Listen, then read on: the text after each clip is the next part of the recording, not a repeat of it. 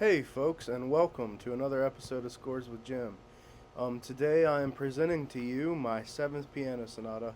I wanted to talk a little bit about the form and some kind of interesting aspects of the technique of composing this piece. So I'll begin by saying that my first and second piano sonatas are very standard in their form. The first movements are always in sonata allegro form. The slow movement is an andante or a slow movement, and the third movement is always fast. So that's the first, second, fourth, and sixth piano sonatas that I wrote. I'm pretty sure they all follow that guideline. The third sonata is a more experimental riff on that form, but it still kind of is inspired by that form and follows those guidelines loosely. Um, Let me think. The fifth sonata is different. It's in two movements. But the seventh sonata, I wanted to tell you a little bit of a story. I studied with Dr. John Beal at WVU, and he told me something very interesting. He said, you can always tell right away, or at least he could always tell right away, when a piece is composed on the computer.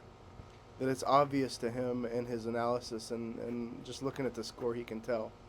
So I wrote all of my sonatas the old-fashioned way. It was pencil to paper um, for all of those works, and then I would take the score and notate it and put it onto the program. So the seventh symphony, or sorry, the seventh sonata is a lot different because I wanted to not exploit, but I wanted to utilize that aspect of being completely composed on the computer. It's one of the only pieces I've ever written that's exclusively composed on the piano or on the computer. So I wanted it even to be evident. So regarding form, this seventh sonata does not follow any traditional form. Um, it's in four movements with a reprise, and let me think what else I can say about it. Oh, so this sonata, I intended that it be dealt specifically with time, um, more or less the illusion of time and how you can manipulate time through music, how you can dilate time, slow time down, speed time up. It starts with a really slow, um, I call it a time dilation. So it's an exploration of time, and it also, I guess you could consider it a rhythmic etude because there's some real interesting and tricky bits regarding tuplets and rhythms that happen in this piece. So this is the seventh sonata, um, entitled "The Stream of Time Flows Gently," and I notated in one last thing. In the notation or in the engraving of the score, I notated that this music would be best performed during a lightning and thunderstorm. So keep that in mind while you listen and truly, truly enjoy. And I hope you guys have a great rest of your day. Thank you.